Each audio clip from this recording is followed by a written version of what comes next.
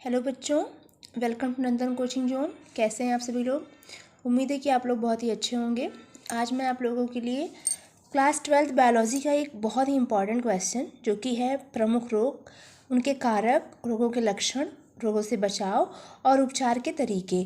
ये question exam में बच्चों को बहुत ज़्यादा आता है और अगर आपने सटीक तरीके से पढ़ लिया तो आपको अच्छे मार्क्स भी दिलाता है।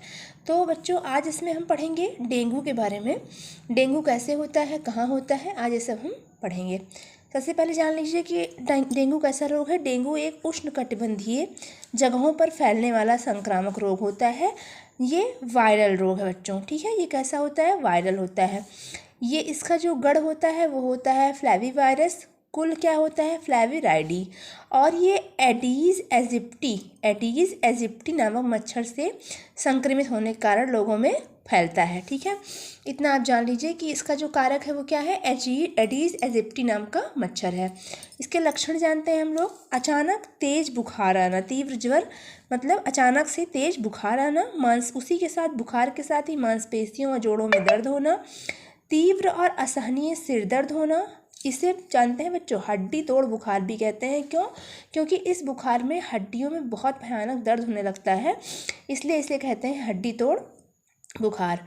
और शरीर पर लाल चकत्ते पड़ जाते हैं इसमें, पेट खराब हो जाता है, मतलब दस्त की समस्याएं हो जाती हैं और रुधिर प्लेटलेट्स जो होती हैं वो धीरे धीरे कम होना शुरू कर देती हैं। रुधिर प्लेटलेट्स धीरे धीरे कम होना शुरू कर देती हैं। इस रोग की एक दशा आती है जिसे कहते हैं डेंगू प्रघात। डेंगू प्रघात में क्या होता है? शरीर बहुत तेज़ी से कांपने लगता है, बुखार बहुत तेज़ बढ़ जाता है, शरीर में अकड़न, दर्द और आँखों में सूजन, त्वचा पे लाल चकत्ते अधिक मात्रा में बढ़ जाते हैं और शरीर में बहुत तेज़ दर्द होने लगता है।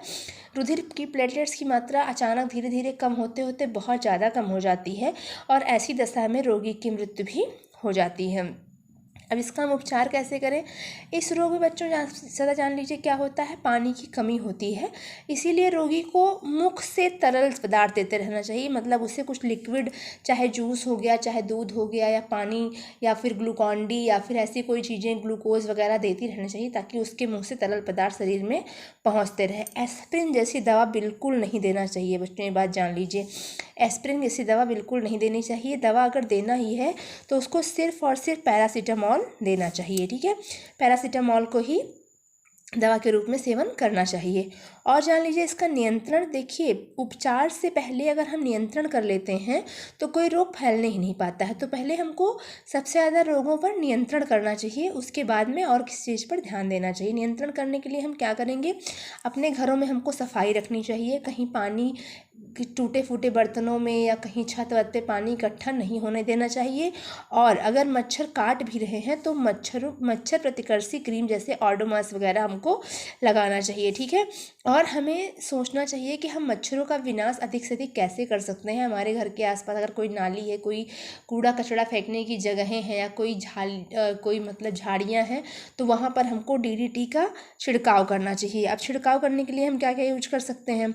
DDT यूज कर सकते हैं, फ्लिट छिड़क सकते हैं, या फिर नैफ्था डाल सकते हैं। एक और आता है सल्फर पायरिथ्रम या टार कैम्फर को सुलगा करके जला करके मच्छरों का हम विनाश कर सकते हैं। इसकी गंध बहुत तीक्ष्ण होती है जिससे मच्छर बहुत तेज़ी से भागते हैं, ओके। और सबसे अच्छा काम क्या है कि मच्छरों का लार्वा को ही न पनपने दिया जाए। इसके लिए हम क्या कर सकते हैं?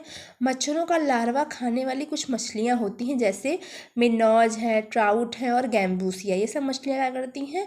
मच्छरों के लार्वा को ढूंढ करके खा लेती हैं अगर वो पानी में कहीं पनप रहे हैं तो ऐसी मछलियों को हमें जलाशयों में छोड़ना चाहिए जिससे कि ये लार्वा का विनाश कर सकें और मच्छर न पनपने पाए। जब मच्छर नहीं पनपेंगे तो डेंगू रोग की जो ज़्यादा से ज़्यादा बढ़ोतरी जाती है, धीरे धीरे डेंगू रोग फैलना कम हो जाएगा बच्चों। और आपको पता ही है कि ये एडीज एजिप्टी नामक मच्छर से फैलता है। तो बचाव और नियंत्रण पहले ज़रूरी है, लक्षण पर विशेष ध्यान रखना ज़रूरी है। आजकल आप देख भी रहे हैं डेंगू बहुत ज़्यादा फैल रहा है अपने आसपास, तो बचाव करें, सुरक्षित रहें और अपने इस वीडियो को देख करके अपने 3 से 4 नंबर पक्के करें। Thank you, keep learning.